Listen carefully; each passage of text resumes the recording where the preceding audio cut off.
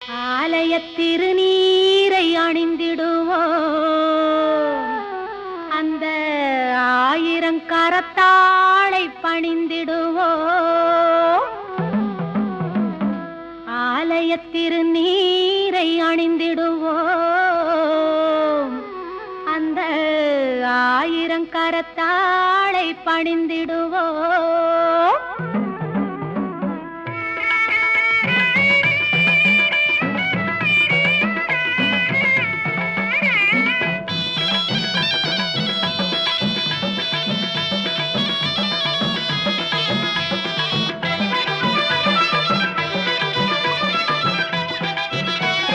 மஞ்சனத்தை பூசி வரும்